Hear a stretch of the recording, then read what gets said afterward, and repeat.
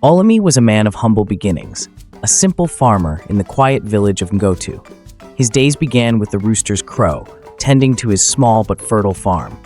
Despite the hardships of rural life, Olemi's heart was full, especially when he thought of his two sons, Zuma and Jabari. His wife had passed away when the boys were young, leaving him to raise them alone. Undeterred by the challenges, Olemi worked tirelessly to provide for them. He saw education as their path to a brighter future and often went to bed hungry to ensure they had enough for school fees. Zuma and Jabari were Olemi's pride and joy. They were sharp, ambitious boys who excelled in their studies. Olemi often dreamed of the great men they would become, picturing them in suits and ties, commanding respect in the bustling city. Though the boys loved their father, they were keenly aware of the stark contrast between their modest upbringing and the opportunities they aspired to. They quietly vowed to leave the village life behind and make something of themselves in the city, sometimes feeling embarrassed by their father's simple ways. As Zuma and Jabari grew older, their dreams became reality. Zuma earned a scholarship to study law, while Jabari's knack for innovation saw him rise as a tech entrepreneur. The boys' successes were the talk of Ngotu, and Olemi beamed with pride whenever their achievements were mentioned. Yet, as the years passed, visits from his sons grew less frequent. They had become busy men in a world far removed from the simplicity of the village, and Olemi's letters often went unanswered. Despite this, he carried no bitterness, only gratitude that his sacrifices had borne fruit. Olemi's journey as a father was one of immense sacrifice. In his youth, he had dreams of expanding his farm and perhaps even trading in the nearby towns. But when his wife passed, leaving him as the sole caretaker of Zuma and Jabari, his dreams shifted entirely to ensuring his sons had every opportunity he never did. Olemi sold the family's only cow to pay for Zuma's first year of school, an act that left him with no livestock to plow his fields. Yet, he never complained, believing his sons' futures were worth any price. The seasons were often unkind, with droughts and floods taking turns to wreak havoc on Olemi's farm. During particularly harsh years, there was little to harvest, and Olemi resorted to doing odd jobs in the village to make ends meet. From dawn till dusk, he labored, always mindful of the goal, his son's education. The villagers admired his dedication, often remarking how Olemi's determination would surely lead to greatness for Zuma and Jabari. Olemi's toil became legendary, yet he bore it with quiet dignity, rarely speaking of his struggles. Olemi's sacrifices extended beyond the financial. He bore the loneliness of his son's absence and the silent pain of knowing they were growing up in a world increasingly distant from his own. His mud brick home, once filled with laughter, became quieter with each passing year. But Olemi never doubted his choices. He took solace in the letters he occasionally received, detailing Zuma's courtroom victories and Jabari's innovative projects. Each word reaffirmed that his sacrifices had not been in vain, even if the cost was his own happiness. As Zuma and Jabari established themselves in the city, their connection to Ngotu and their father began to wane. Zuma, now a prominent lawyer, navigated the elite circles of the legal world with confidence. He argued high-profile cases and was often seen in the company of influential figures. Jabari, on the other hand, became a celebrated tech innovator, his name frequently appearing in business magazines. Both brothers had crafted new identities that bore little resemblance to their village upbringing. Though they occasionally thought of their father, they found it easier to focus on their busy lives than to confront the guilt of their growing distance. The few visits Zuma and Jabari made to Ngotu were brief and filled with discomfort. They couldn't help but notice the stares of the villagers, who saw them as symbols of success, but also whispered about their perceived neglect of Olemi. The brothers, embarrassed by the simplicity of their father's life, avoided bringing their friends or colleagues along. On one such visit, Jabari's eyes lingered on Olemi's calloused hands, a stark reminder of the sacrifices that had propelled him to success. Yet, instead of gratitude, Jabari felt a twinge of shame for his father's modesty. Olemi, ever the optimist, welcomed his sons warmly each time, even if their visits were rare and hurried. He would prepare their favorite dishes, eager to hear about their lives. But Zuma and Jabari often cut conversations short, their minds already on the city. Olemi's stories about the farm and village seemed trivial to them, a far cry from the world of boardrooms and courtrooms they now inhabited. Though Olemi's heart ached, he never voiced his sadness, choosing instead to quietly cherish the fleeting moments he had with his sons. It was an unusually hot afternoon when Olemi's hoe struck something hard in the earth. At first, he thought it was just another stubborn root, but as he dug deeper, he uncovered the corner of a rusted metal chest. Intrigued, Olemi worked tirelessly to unearth the entire object, his curiosity driving him past his usual exhaustion. When the chest finally came free, it was heavier than he anticipated. With the help of his trusty dog, Quito, Olemi dragged the chest back to his small mud brick home. Under the dim light of his kerosene lamp, Olemi inspected the chest. Its intricate carvings suggested it was no ordinary object. With a mix of trepidation and excitement, he pried it open, revealing its contents. Inside were gold coins, shimmering jewels, and an ancient map. The treasure was unlike anything Olemi had ever seen. He sat back in awe, realizing that his life had just changed in ways he could never have imagined. Despite the overwhelming temptation to keep the discovery a secret, Olemi's thoughts immediately turned to his sons. This treasure, he thought, was a gift not just for him, but for Zuma and Jabari as well. Perhaps it was a sign from the ancestors, a way to bring his family back together. That night, Olemi barely slept, his mind racing with plans to travel to the city and share this newfound fortune with his sons. The next morning, Olemi awoke with a newfound sense of purpose. He packed his simplest belongings, including a small portion of the treasure wrapped in an old cloth. Though the journey to the city was long and arduous, Olemi's excitement overpowered any apprehension. As he prepared to leave, some villagers noticed his uncharacteristic haste. "Where are you going, Olemi?" they asked, but he gave no clear answer, only smiling and saying, "To see my sons." Olemi's journey to the city was filled with challenges. The roads were dusty and unforgiving, and public transport was scarce. He spent 2 days traveling, often on foot, carrying the small bag with the treasure close to his chest. At night, he rested under the stars, his thoughts consumed by the joy he anticipated seeing on Zuma and Jabari's faces when he revealed the treasure. For Olemi, this trip was not just about gold, it was about reconnecting with the family he cherished. When Olemi finally arrived in the bustling city, he was overwhelmed by the noise and chaos. Skyscrapers loomed above him, and the sheer number of people was dizzying. Still, his determination remained steadfast. Clutching his bag tightly, Olemi navigated the unfamiliar streets, asking for directions to Zuma's office. His heart swelled with anticipation. Little did he know, the reception awaiting him would be far from the warm embrace he envisioned. Olemi stood outside Zuma's towering office building, his weathered clothes and simple demeanor drawing curious glances from passersby. Summoning his courage, he approached the front desk and politely asked to see his son. The receptionist, startled by Olemi's appearance, hesitated before calling up to Zuma's office. Moments later, Zuma appeared, his polished suit and confident stride, a stark contrast to his father's modest appearance. "Papa, what are you doing here?" Zuma asked, his tone a mixture of surprise and embarrassment. Olemi's face lit up, and he began to speak, but Zuma quickly interrupted. "You should have called. I'm very busy," he said, glancing nervously around the lobby, aware of the curious eyes watching them. Olemi tried to explain the reason for his visit, but Zuma's impatience cut him short. "Papa, I'll send you money. Please, go back to the village." Crushed, Olemi watched as Zuma turned and walked away, leaving him standing alone in the crowded lobby. The treasure in his bag suddenly felt heavier, and the joy he had felt just days ago seemed like a distant memory. Despite the sting of rejection, Olemi resolved to continue his mission. He still had Jabari, and surely his younger son would be more welcoming. With heavy steps and a heavier heart, Olemi made his way to Jabari's tech company. The building was even more imposing than Zuma's office, its modern glass facade reflecting the city's relentless ambition. Olemi approached the security desk, clutching his bag tightly. He explained he was Jabari's father and needed to see him urgently.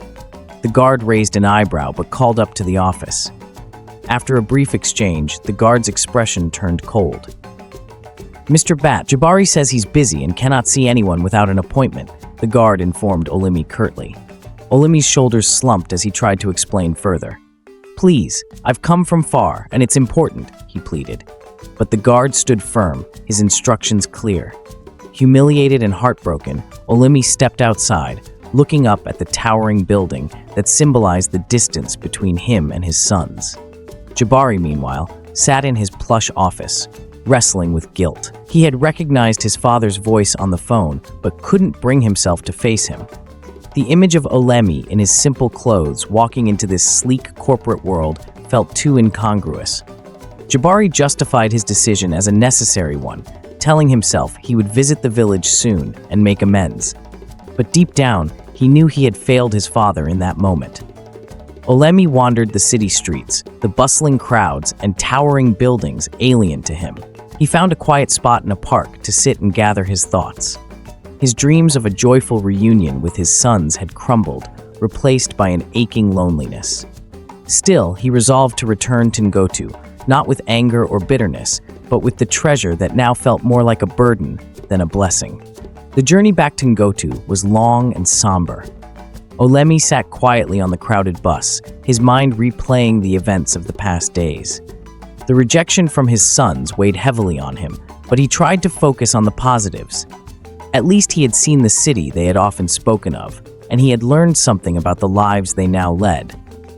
He told himself they were simply too busy and would come around eventually. As Olemi stepped off the bus and began the walk back to his village, the familiar sights and sounds of Ngotu brought him a sense of solace. The fields stretched wide under the evening sun, and the air was filled with the scent of fresh earth. Despite his heartbreak, Olemi felt a renewed appreciation for the simplicity of village life. He decided that the treasure, which he had planned to share with his sons, would now serve a different purpose. When Olemi arrived home, the villagers gathered to greet him, curious about his journey. "How were Zuma and Jabari?" they asked eagerly. Olemi smiled faintly and replied, "They are well, busy with their important work." He didn't mention the treasure or the rejection, choosing instead to focus on his next steps. He spent the evening in quiet reflection, formulating a plan for the future. The villagers couldn't help but notice something different about Olemi upon his return. Though he resumed his farming as usual, there was a quiet determination in his demeanor. Rumors began to spread about what had happened in the city. Some speculated that Zuma and Jabari had refused to help their father, while others whispered about Olemi's mysterious bag, wondering what he had brought back. Olemi's silence only fueled the gossip. "Maybe he's hiding something," one villager said. "Perhaps he found something valuable in the city," another suggested. The truth, however, remained known only to Olemi. He had no intention of sharing the details of his treasure or his heartbreak, focusing instead on his newfound purpose. The speculation reached its peak when Olemi began making quiet investments in the village. He hired workers to repair the dilapidated school and funded the construction of a small clinic. He bought tools for farmers and provided seeds to those who needed them. The villagers were astonished by his generosity, but remained puzzled about where the money had come from. Olemi's actions began to transform Ngotu, breathing new life into the once struggling community. Using the treasure sparingly, Olemi carefully planned each investment to ensure it benefited the village as a whole. The school, once on the verge of collapse, now had sturdy walls and a new roof. Children who had been studying under the shade of trees could now sit comfortably in proper classrooms. The clinic brought much-needed medical care to the villagers, saving lives and improving health outcomes. Olemi also turned his attention to the farmers, providing them with better tools and training to increase their yields. He shared his newfound resources without seeking recognition, insisting that the improvements were simply the result of good fortune. The villagers began to see Olemi not just as a hardworking farmer, but as a leader and benefactor. Despite the positive changes, Olemi's heart remained heavy. His sons were still distant, and he longed to share the joy of these accomplishments with them. He often sat under the old baobab tree near his farm, gazing at the horizon and wondering if Zuma and Jabari would ever return to Ngotu. For now, he found solace in the gratitude of his community and the knowledge that his treasure was making a difference. Back in the city, Zuma faced a career-threatening scandal. A high-profile case he had taken on had gone awry, and allegations of misconduct were being leveled against him. The media frenzy was relentless, and Zuma found himself cornered. For the first time in years, he felt vulnerable and uncertain about his future. As his colleagues and clients distanced themselves, Zuma's thoughts turned to his father. Olemi had always been a source of unwavering support and wisdom. Zuma realized that despite his success, he had strayed far from the values his father had instilled in him.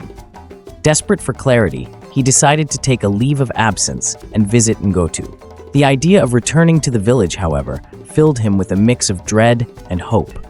Would his father still welcome him after all this time? When Zuma arrived in Ngotu, he was struck by the changes in the village. The new school, the clinic, and the improved roads were far beyond what he had expected. He couldn't help but wonder how these developments had come about. As he made his way to his father's home, Zuma's heart raced. He knew he had a lot to answer for, but he hoped it wasn't too late to make amends. While Zuma was dealing with his crisis, Jabari's business faced an unexpected downturn. A major product launch failed to meet expectations, and investors began pulling out. The financial strain was immense, and Jabari's once thriving company was now teetering on the brink of collapse. For someone who had always prided himself on his self-reliance, this was a bitter pill to swallow. The pressure was overwhelming, and Jabari found himself questioning the choices that had led him to this point. In the midst of his struggles, Jabari remembered his father. He hadn't thought of Ngotu in years, but the memories of Olemi's wisdom and resilience surfaced in his mind. Jabari wondered if returning to the village might offer him some clarity. Despite his reservations, he packed a bag and set out for Ngotu, telling himself it would be a short visit. He rationalized it as a way to escape the pressures of the city and recalibrate. When Jabari arrived in Ngotu, he was immediately struck by the changes. Like Zuma, he noticed the new buildings and improved infrastructure. The villagers greeted him warmly, though some could not hide their surprise at seeing him after so many years. Jabari felt a pang of guilt as he approached Olemi's home, unsure of how his father would receive him after so long. But deep down, he hoped this visit would be the first step toward reconciliation. Zuma and Jabari's arrivals in Ngotu coincided, though neither was aware the other was there until they met by chance near the village market. The brothers were surprised and slightly uneasy, their past estrangement creating an undercurrent of tension. Nevertheless, they greeted each other politely, each silently wondering why the other had returned to the village. It wasn't long before they realized their shared purpose, to see their father. Olemi was tending to his farm when his sons arrived together. At first, he thought his eyes were deceiving him. When he realized it truly was Zuma and Jabari standing before him, he felt a mix of joy and apprehension. He welcomed them warmly, offering them water and food. As they sat together in the shade of the baobab tree, the brothers began to share their struggles. Olemi listened intently, his heart aching for the burdens they carried. For the first time in years, the family spoke openly. Zuma and Jabari apologized for their neglect and admitted their shame over how they had treated Olemi. They expressed their gratitude for his sacrifices and asked for his forgiveness. Olemi, ever the loving father, embraced them and assured them that they were always welcome in Ngotu. That evening, the three of them shared a simple meal, their laughter echoing through the quiet village. The next day, Olemi took his sons on a walk through the village, showing them the projects he had funded with the treasure. He explained how the school, clinic, and improved roads had transformed Ngotu and improved the lives of its people. Zuma and Jabari were astonished by their father's vision and generosity. They realized that Olemi had used his discovery not for personal gain, but to uplift the community. "You see," Olemi said, "wealth is not just about what you have. It's about how you use it to make the world better for others." His words struck a chord with Zuma and Jabari, who had been so consumed by their own ambitions that they had lost sight of the values their father had taught them. They resolved to adopt a more selfless approach in their own lives, inspired by Olemi's example. Olemi's wisdom extended beyond the treasure. He shared stories of resilience, humility, and the importance of staying connected to one's roots. Zuma and Jabari listened intently, their respect for their father growing with each passing moment.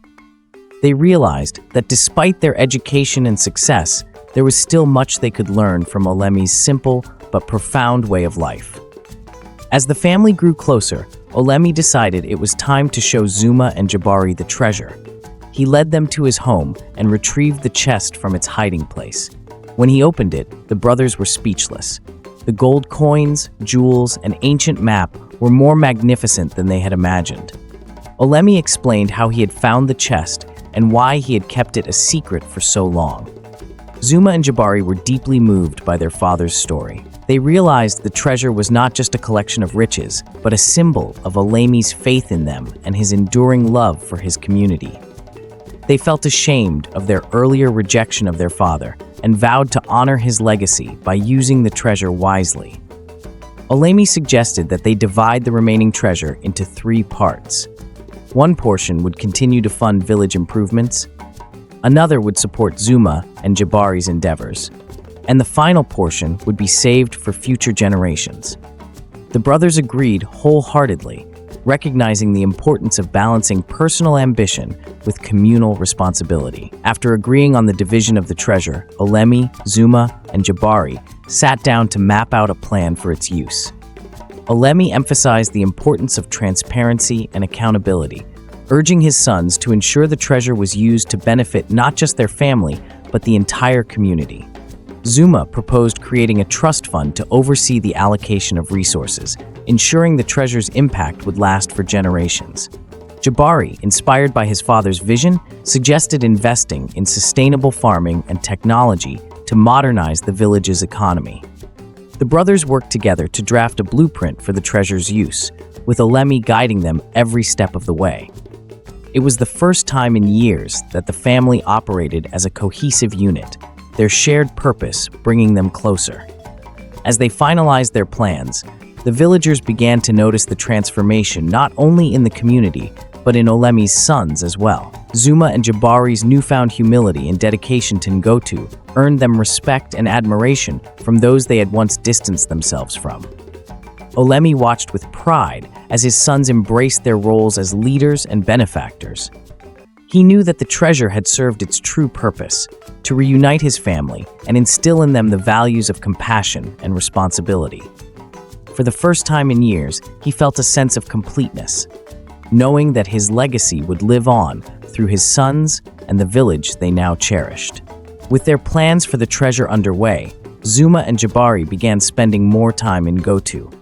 They immersed themselves in village life, learning from Olemi and the elders about the history and traditions of their community.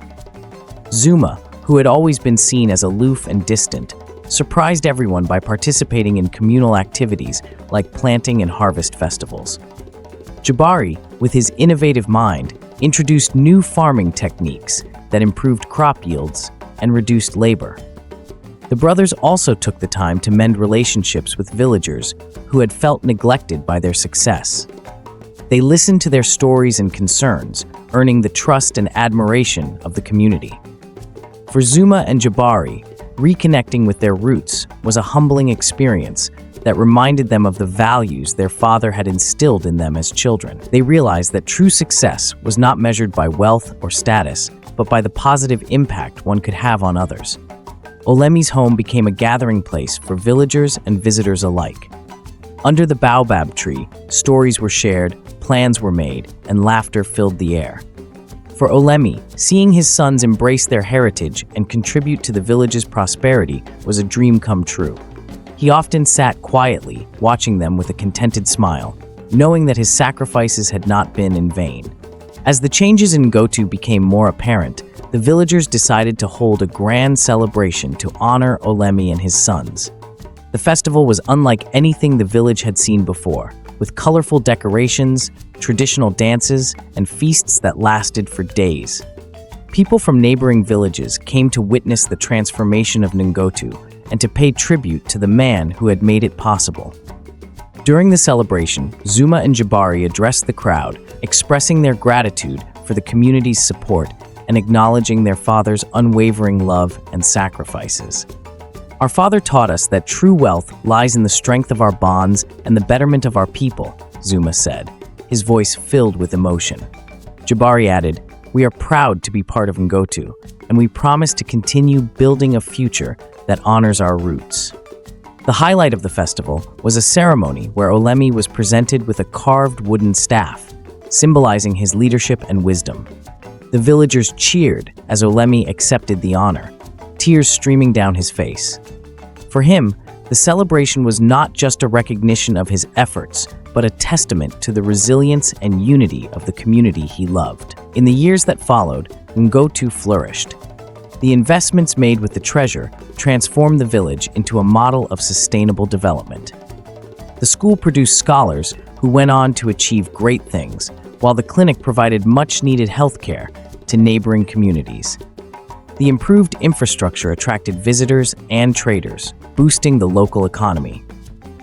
Zuma and Jabari continued to divide their time between the city and the village, ensuring that their father's vision was upheld. They often brought their families to Ngotu, instilling in their children the same values of humility and service that Olemi had taught them. The village became a place where past and future converged, blending tradition with innovation.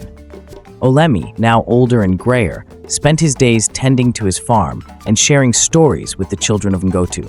He was revered as a patriarch and a source of wisdom, his legacy deeply woven into the fabric of the community. Though he had once feared that his sons would forget their roots, he now saw them as stewards of the very traditions he had fought to preserve. When Olemi passed away, the entire village mourned the loss of a man who had given them so much. His funeral was a grand affair, attended by people from far and wide who came to pay their respects. Under the shade of the baobab tree he loved so much, Olemi was laid to rest, his grave marked with a simple stone that bore the words, "A father, a farmer, a legacy." Zuma and Jabari vowed to continue their father's work, ensuring that Ngotu remained a beacon of hope and prosperity. They established a foundation in his name, dedicated to supporting rural communities across the region. Through their efforts, Olemi's story became a source of inspiration, reminding people of the power of love, sacrifice, and perseverance. The baobab tree under which Olemi was buried became a symbol of his enduring presence. Villagers often gathered there to reflect, share stories, and draw strength from his memory. For Zuma and Jabari, the tree was a constant reminder of their father's wisdom and the lessons he had taught them. Though Olemi was gone, his spirit lived on in the hearts of those he had touched, forever rooted in the soil of Ngotu. The story of Olemi, Zuma, and Jabari reminds us of the enduring power of humility, sacrifice, and connection to one's roots. Olemi's unwavering dedication to his sons and his community highlights that true wealth is not measured by gold or possessions, but by the positive impact we leave on others.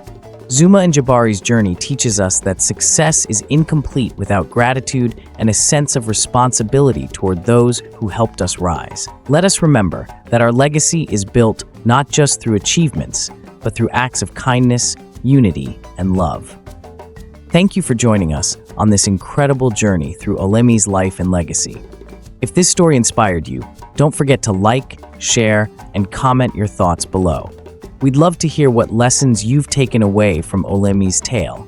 And if you want more heartwarming and thought-provoking stories like this one, subscribe to our channel and hit that bell icon to stay updated with all our latest content. Until next time, keep spreading love and positivity.